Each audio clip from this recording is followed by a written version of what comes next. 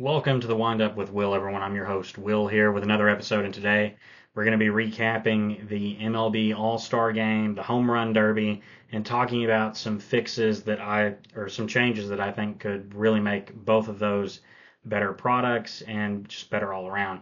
So let's go ahead and get started today. I know it's been a little over a week. Major League Baseball's All-Star Game and Home Run Derby were last week on last Monday, last Tuesday. So that was, I believe that was the 13th and the 14th, if I remember correctly. Nope, sorry, the 14th and the 15th. 14th and the 15th, last Monday, last Tuesday. I don't remember the days as much. The number on the day just blurs together. I remember weeks. That's how I look at it. But the Home Run Derby and the All-Star Game were last week, and I'm just going to recap those briefly to you. So I'll start with the Home Run Derby. This to me is the best all-star festivity in any sport. It's fun, it's enjoyable. You get to see players hit home runs, and it's not based on subjective criteria like the slam dunk contest. It's just who can hit more home runs than the other guys. So that's the fun thing about this. So in this format, I actually like the format this year. I think I briefly talked about it in my last video, that the first round is essentially a free-for-all. Then they go to a semifinals. So there's 8 players or 8 batters. Everyone's against one another. After that first round, it cuts in half to 4 players, and then they're seeded based on how many home runs they hit in the first round to face it. And their seeding determines who they face in the second round. So say you got someone who hits 15 home runs, 13 home runs, 12, and 11 home runs in the first round. Well, 15 would the guy who hits 15 versus the guy who hits the least, and then so on and so forth from there. So then you have the semifinals and then the final, and you get so much time. I forget the exact the time limits. It's 3 minutes or 40 pitches for the first round, whichever one comes first. Semifinals, you get 27 pitches or 2 minutes, whichever comes first. And then there are the bonus rounds where you get essentially so many swings, and if you hit a home run so far, you get you get so many out, you get 3 outs, but if you hit a home run so far, you get an extra out. So I liked this format because you have a mixture of multiple, and every year it seems they change it slightly, and it's always a mixture of previous rules. But I like the way they did this year's, with the first round essentially being a free for all, and then you have a semifinals and final. But this is how it went. So the batters in this, you had Cal Raleigh of the Mariners, who's on a historic season with home runs. He's more than likely going to break the single season home run record for a catcher. Junior Caminero of the Tampa Bay Rays, who's had a great year. O'Neill Cruz, who just mashes home runs. Byron Buxton, who has finally had a really healthy season. He's been plagued with injuries his whole career, but he's had a great season. He's in the Home Run Derby, and he put on a show. I had questions early on if he really deserved to be there, but he did really well. Brent Rooker of the Athletics, who's hit a bunch of home runs over the last couple of years. James Wood of the Nationals, he's a rookie, but the guy can mash. Matt Olson of the hometown Atlanta Braves, they got to host this game, host the All-Star Game in the Home Run Derby. And he had Jazz Chisholm of the Yankees, who seemed to me like he's just not a player. I would not have picked Jazz Chisholm for this. I know he has 18 home runs on the season, but he's just not a home run hitter. He's an athletic guy, and part of the reason he has 18 home runs is he plays in Yankee Stadium with that short right field porch. So I don't know if he really should have been in this, and based on how he performed in this, he should not have been picked for this. He only hit 3 home runs in the first round. It was like, for the longest time, it looked like, is he even going to hit one? He did not do good, and I don't mean to bash Jazz. He is a phenomenal player, great athlete, but I don't think of him as a home run hitter. I don't think most people do either. I know he's had a great season for the Yankees in terms of hitting home runs, but he's just generally not a home run hitter.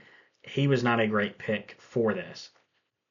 But everyone else did well. So everyone else hit into the teens, and everyone else at least hit 15 home runs. We had 2 players tie at 17.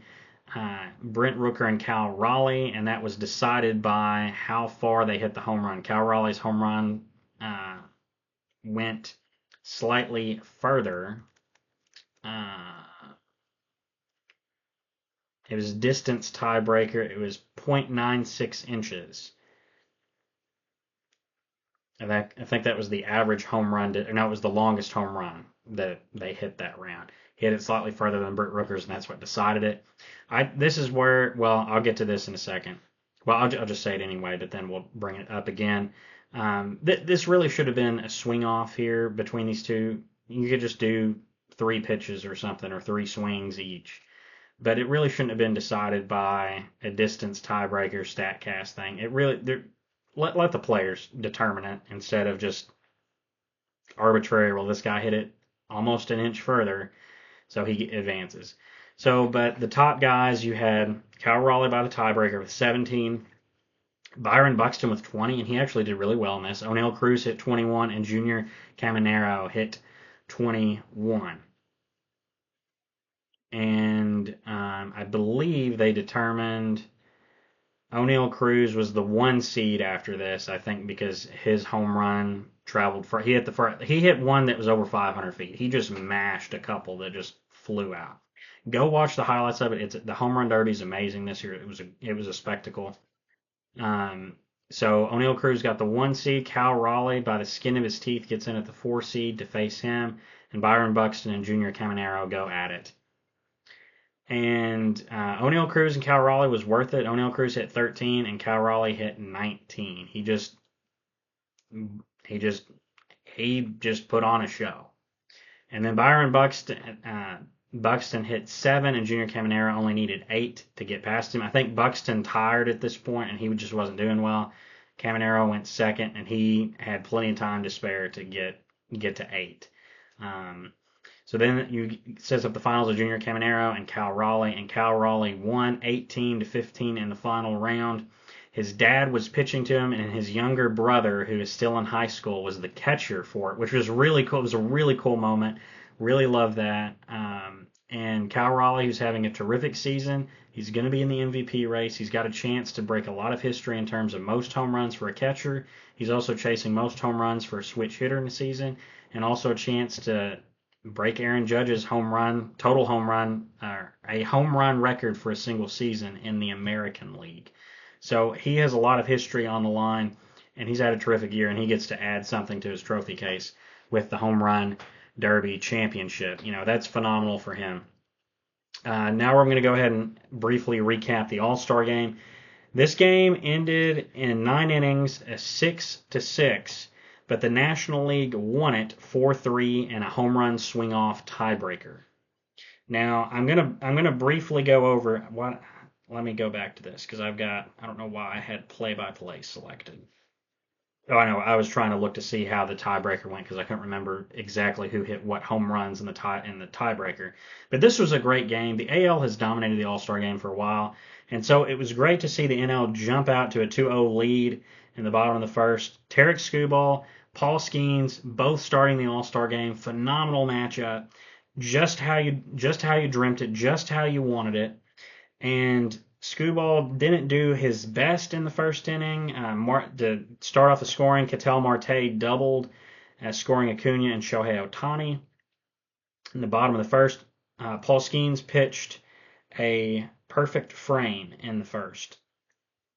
He outdueled him. Looks like he's maybe in line to get a win. Something he's not done a lot in the regular season, but that's not his fault. And then the bottom of the sixth, Pete Alonso, my guy, the Polar Bear, hits a 3-run home run to put the NL up 5-0. It's looking like he can maybe get the All-Star Game MVP. And then also in the bottom of the sixth, Corbin Carroll hits a solo home run to put the NL up 6-0. And then that's when the American League came storming back. Brent Rooker hit a 3-run home run. Bobby Witt Jr. grounded out, but scored Michael Garcia. So after 7, it's a 6-4 game. Then Bobby Witt Jr. doubled to right, scoring Byron Buxton. It's a 6-5 game. And then Stephen Kwan reached on an infield single, scoring Bobby Witt Jr. to tie it all at 6. And after 9, it went to his home run swing off. And let me pull up how that went here. So this is how they decided to do it. Each team got 3 swings. Or you got 3 players. Each of them got 3 swings, and it alternated between American League and National League. And since the National League was the home team in this game, they got to go last. So this is how it went. Brent Rooker would go first, then Kyle Stowers, Brent Rooker of the Athletics, Kyle Stowers of the Marlins, Randy Arozarena of the Mariners, Kyle Schwarber of the Phillies, Jonathan Arianda of the Rays, and Pete Alonso of the Mets. And which I was happy because I was like, Polar Bear's got another chance to win MVP here again, especially if he goes dead last and it's tied or the NL's behind. So Brent Rooker starts out well with the Athletics, hits 2 home runs, goes to Kyle Stowers, he only hits 1. It's looking like, hey, it's maybe going to come down to Pete Alonso. Randy Arozarena hits 1. Then Kyle Schwarber proceeds to hit 3 home runs, putting the NL ahead 4-3 in the tiebreaker. And Arianda, who is an interesting pick for the home run swing-off, only has 11 home runs on the year, was picked for this. Randy Arozarena doesn't have a ton of home runs either, and he was picked for this as well, when you could have had like Aaron Judge, maybe. Brent Rooker is a good pick. He has a lot of home runs. Arozarena is done well in big moments, and he hit 1 here. Arianda just doesn't make any sense to me why he was picked. And Arianda hits 0 home runs, and Pete Alonso doesn't even have to bat. And the NL wins at 4-3 in the home run swing off. And this is where the criminal thing of all happened. They gave the All-Star Game MVP to Kyle Schwarber, who in the actual game went 0 for 2 with a walk. In the bottom of the 9th inning, he lined out. But he's the All-Star Game MVP because he hit 3 home runs in the swing-off. The swing-off, you're not facing a pitcher trying to get you out. You're facing a coach from your own team who's throwing you batting practice. He is lobbing that in there. He is soft-tossing it to you for you to try and hit a home run. This is absolutely criminal that Kyle Schwarber won MVP. I'm glad he hit the home runs. I'm glad the National League won. As a New York Mets fan, I'm for the NL, and Pete Alonso was excited. He was celebrating with Schwarber that the NL won. So I'm happy that the NL won. Schwarber just doesn't deserve the MVP in this game. This is just absolutely criminal that he won MVP for hitting 3 home runs in batting practice. Even after the game, he was quoted as saying, "Good round of BP is all it takes to win an MVP now." Like it's that ridiculous. Like he should not have won this. It should have been Pete Alonso. He was on the winning team. He hit the 3-run home run that put them up. He really should be the MVP of this. Now I will say, if the American League had one, it'd be interesting who would win MVP for them. Would they pick someone that wins it in the swing off? I don't know. Based on this, they probably would have. But who really should have been MVP was Pete Alonso. But if the AL had won, they actually have an interesting situation where it could have been Brent Rooker, who hit a 3-run home run to get them back in the game, or it could be Bobby Witt Jr., who drove in 2 runs late in the game and also scored the game-tying run. So they have a few options there for them of who could have been MVP of this game for the AL. But the NL, it should have been Pete Alonso. He hit the 3-run home run that really put the game almost seemingly out of reach. It was the big hit for the National League in the game. And the National League pitching, and part of it is Edwin Diaz and Ranger Suarez. They just gave up the runs that got the American League back in the game. But it was a fun game. I will say I'm not a fan of the swing off. It is not something that I like in the All-Star game. It was fun to watch. It was fun to watch them hit home runs and to see the players on both teams just be so excited and up out of the dugout like it was a spectacle. That was cool, and to watch them hit home runs was cool. But that's what the home run derby is for. That's what the night before is for. And this is where I come in with my suggestions. Well, actually, before I get to the suggestions, I'm going to mention I think I should do the mentions first, even though it's a better segue to just go into my improvements for what they could do. But I'll just briefly go into the All-Star Game snubs. I maybe should have started with these. All-Star Game snubs. I listed several. You could probably list several others. And this is the thing with the All-Star Game. This is just subjective. This is just kind of my thoughts on it. It's there's nothing objective. And if you have a different opinion, there's nothing wrong with that. Like if you think Kyle Schwarber should win MVP for the All-Star Game, there's nothing wrong with it. That's your opinion. This is just my opinion. And just kind of some thoughts on it. So for the All-Star Game, there was quite a few players snubbed who were probably deserving. But this is the case every year. I remember being a kid and being like, that guy didn't make it. But you only have so many spots on the roster, and also because you have to have a player from every team represented, it kind of limits you on that and means there's some guys probably deserving that aren't going to get to go because we got to send a player from the Marlins. We got to send a player from the Rockies. We got to send a player from the White Sox. We got to send players from bad teams who maybe don't even have a really good player. They have a good player. They have a player who's deserving of maybe making the All-Star team, but he's not better than Juan Soto on the Mets. But to me, this is also the beauty of the All-Star game is that every team is represented in this. Even if your team could suck all year, they could be horrible. But at least halfway through the year, one of your players from your team gets to go to the All-Star game and you get to go, hey, that's our guy. He made the All-Star team. Let's celebrate him. Let's cheer him on. Let's cheer on the league he's playing for and representing. He's representing our team. And it gives the team something to rally around. It gives something the fans to rally around. And it's a cool thing as well that every team is represented. This is one of the issues with the NFL's Pro Bowl is you have 40 players on each team's roster, but you don't have a player from every team. There's 32 teams in the NFL, and somehow you don't have a player from every team in the Pro Bowl when you have like 80 man, two teams of 40. And you don't have a player from every team. It's that kind of thing that just the NFL gets wrong, but Major League Baseball gets right. Is that there should be a player from every team, especially in a sport like baseball where you got like 13 pitchers on each roster. You got a bunch of backup infielders and outfielders. You've got guys that can be on these rosters. You have more slots than you would in say basketball. Not as much as football, but you're still able to get guys in, and that's the beauty of this is that every team is represented.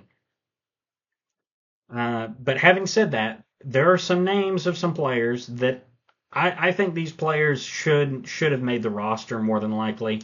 I don't know who you replace. I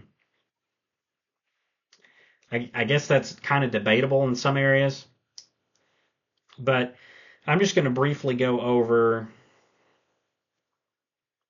what I have here, and you can decide your thoughts on it. So some notable snubs. Juan Soto, the Mets, phenomenal. I'm trying to remember the exact stat I saw, but it was like he's one of only a handful. He's one of three players ever to have more than 20 home runs, 11 stolen bases, something like 50 walks, and I think there was something else, maybe like 50 runs scored before the All-Star game. It was like him, Jimmy Fox, and Babe Ruth. And Juan Soto wasn't an All-Star. Like to me, it's that kind of, and I get it. His batting average is lower than it should be. It's lower than where it was a year ago. He's not had the best year with the Mets, but the last month he's turned it on and hit very well. So it was a little surprising that he was left out. He's also one of the best players in the sport, so you'd kind of think he would maybe be there.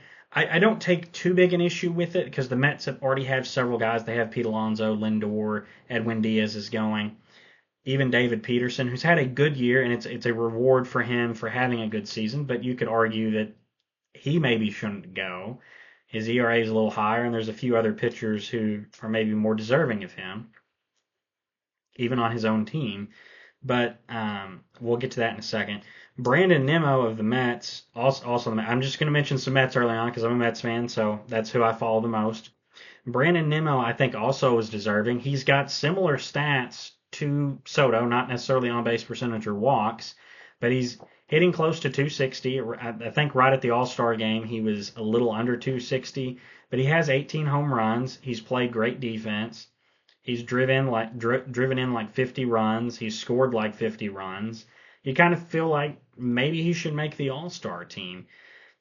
And he's been robbed some years in the past, so it would have really been rewarding in a year in which his batting average is kind of low, but he's hit a bunch of home runs and he's played well for the Mets, who are one of the best teams in baseball. Maybe he ought to go.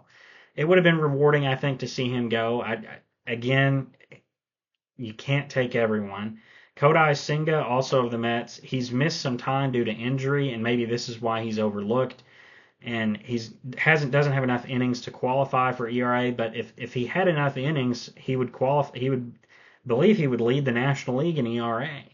So it was kind of interesting that he didn't go, but I assume part of it is also the injury concern that he's missed time. So it's a little understandable with him, but still, he's had a heck of a year, and just there wasn't really much talk about it outside of some Mets fans. Another one, this one blew my mind. Seiya Suzuki of the Cubs, he's like fourth in Major League Baseball in RBIs, but wasn't an All-Star. And it's not like he's batting like 230, and he just happens to have Pete Crow Armstrong and Kyle Tucker in front of him. He's batting pretty well. Let me pull up his stats if I can find him real quick.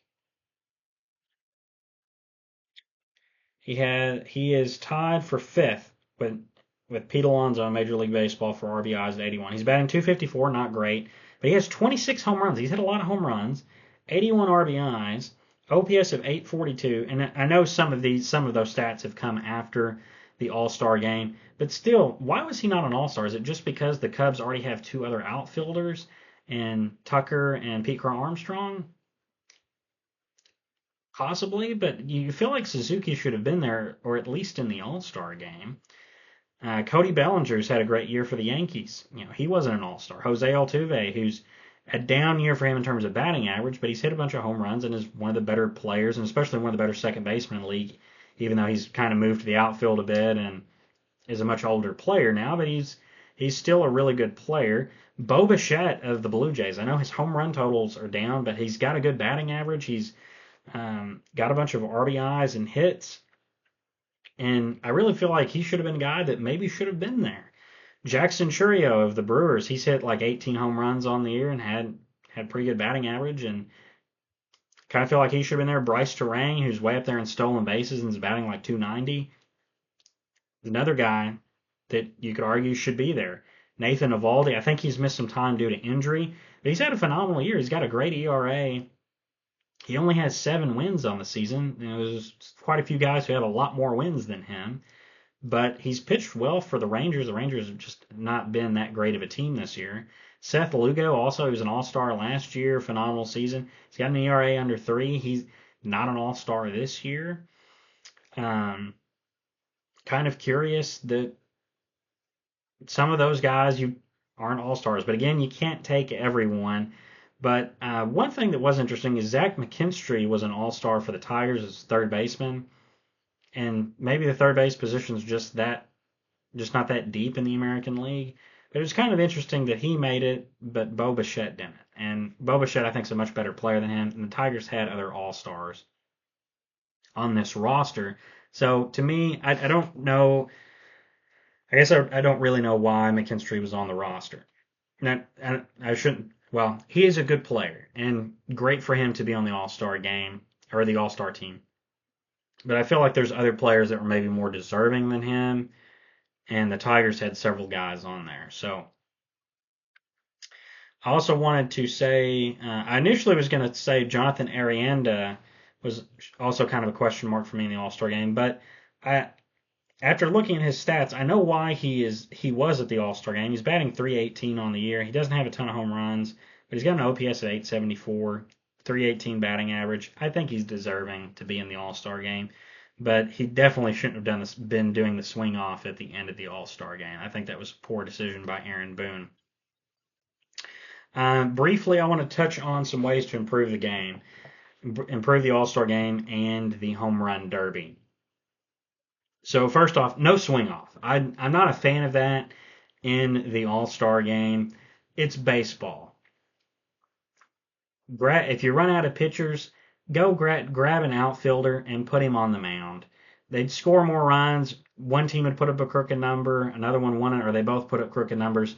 but you're not going to score the same amount of runs, and the game would literally probably more than likely end in the 10th inning or the 11th. It wouldn't take that long to do. Or you could just run up the score that way, but eventually you would get outs. Sorry, I've been talking for 25 minutes straight, so. That's refreshing. Um, yeah, I'm just not a fan of swing off. Swing off should have been what was in the home run derby the night before, and not only that, it should have been what determined between Brent Rooker and Kyle Raleigh, instead of them going off of an arbitrary less than an inch that's determined by a computer or Statcast saying, well, it traveled this far. How about you just give each player three swings or three outs like they did in or three swings that they did in the All Star game and say, hey, whoever hits more home runs advances. That way they don't wear themselves out like Vladimir Guerrero Jr. and Jock Peterson that one year in the home run derby. Another thing is, I really think they need to lean more into the NL versus AL rivalry. I think they lost that in some ways the last few years, going to the NL and AL teams having their own jerseys. Half the time you didn't even know who was batting or who was where in the field because everyone was wearing the same jersey. You didn't see the Mets colors, you didn't see the Braves colors, or you didn't see the Athletics colors or the Reds. You could. That's the beauty of the MLB's All Star Game is everyone can wear their own jersey. They can wear their own hat. It just has an All Star logo on the side of it. So that's what makes it different than other All Star games, and it's cool to just see visually. And you also know immediately who plays for what team and where they are. And I really think they need to lean more into that, the history of it, as well as the rivalry between the NL and AL. Lean into it with a trophy. Lean into it with prize money for the winning team. You want to try and keep this a rivalry and not just another all-star game like what the NBA and the NFL has become. And I'd also say you need to create some kind of committee with transparency for selecting the all-star game rosters. Like, whoever's the top vote getter in each league is named team captain, and they meet with the manager of the team, or they talk with the manager of the team, the coaching staff, maybe a few of the coaches, like the league president, and as well as who the players are voting for, and that all determines the selection of the all-star roster besides the people voted in. So say the players get to vote so many guys in, the fans get to vote the starters in, and then the guys that fill out the roster of the last remaining spots are determined by the captain and the manager, and there's a selection. And you actually have someone that the reporters can be like, okay, we know you, and you were responsible for this roster. Can you give us some thoughts on why you selected this guy? Like that would be some accountability where right now it just kind of seems like they kind of willy-nilly pick guys, or MLB might be picking guys because they pick Clayton Kershaw for the Legends pick, might be his last All-Star game. It's kind of cool to have something like that, and especially for a legend, but it kind of makes me think that that's maybe how some of the other All-Star selections have gone, that MLB just kind of picks certain guys.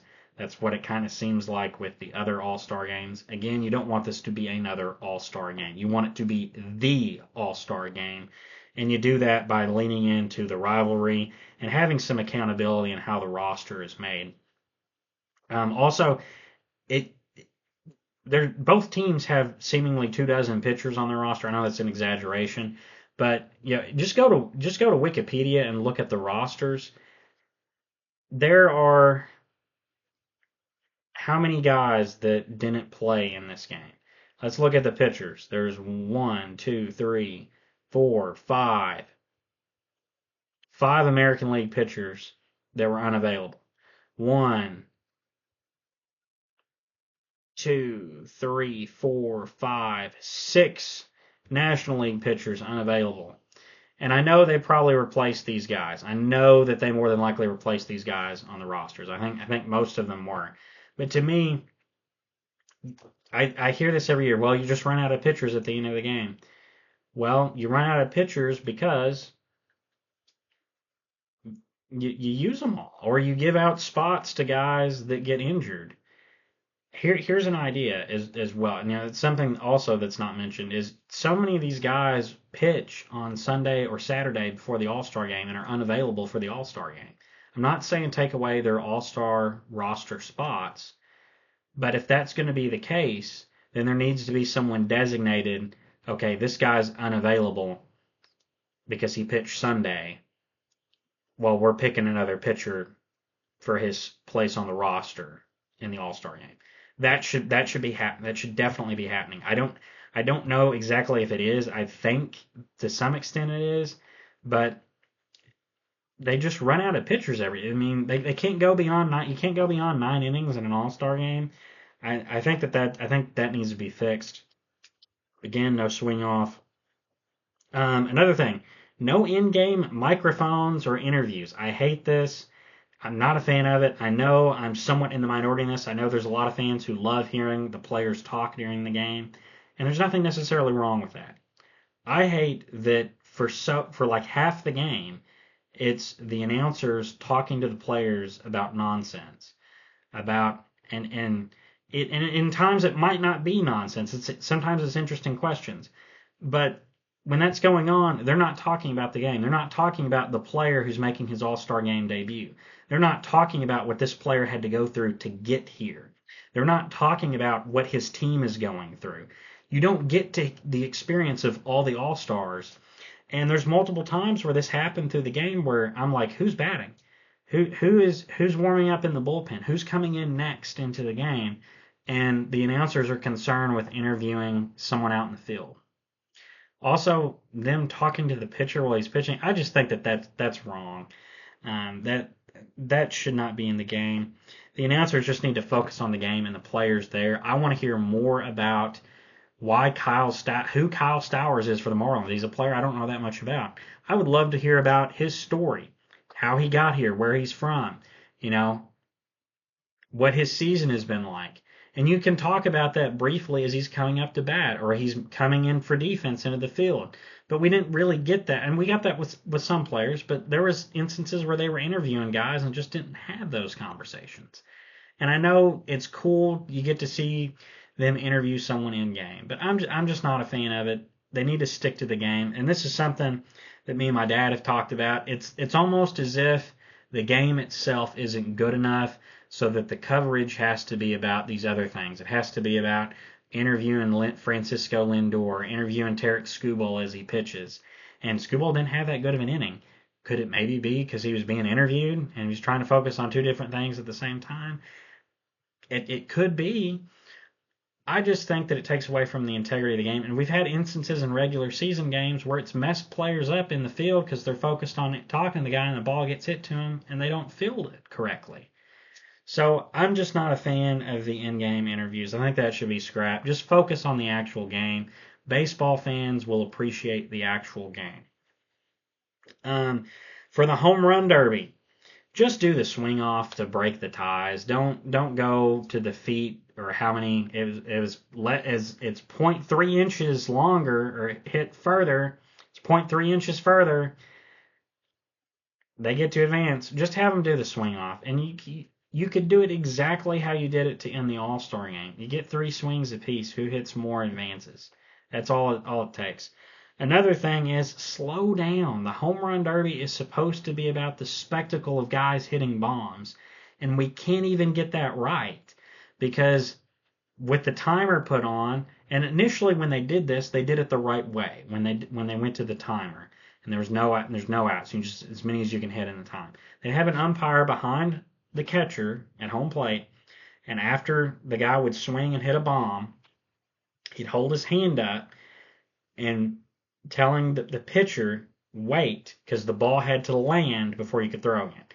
Well, it started getting looser and looser with this where guys they needed to get 3 home runs in. So their pitcher's throwing it while the umpire's almost still got his hand up. And so after a few years of this, they just did away with the umpire and as fast as you could go. Well, it tires guys out, and it also is not fun to watch because the broadcast is following the home run as a new pitch is being thrown and he's hitting another one. So the announcers are reacting to the previous home run, then they're reacting to this one, and the cameraman is trying to keep up. And there's multiple times where the cameraman doesn't even know where the ball is, where we don't know where the ball is. It's not good television to do it that way, and it'd be much more fun to watch in person, of course. But they really need to have the umpire behind home plate again saying stop. And you don't even, it doesn't have to be the ball lands, but it has to be, it's about to be in the stands, you can go now. But it doesn't need to be, well, that ball's still going up in the air and another one's leaving the pitcher's hand.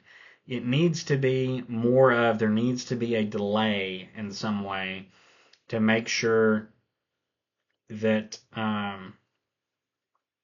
to make sure that the fans can just enjoy it, because that's been the last probably 3 years of the home run derby has been so frustrating to me to watch, because I'm wanting to watch the home run sail and they're focused on the next pitch already being thrown, and there's half the time where I'm like, well, did that ball go out?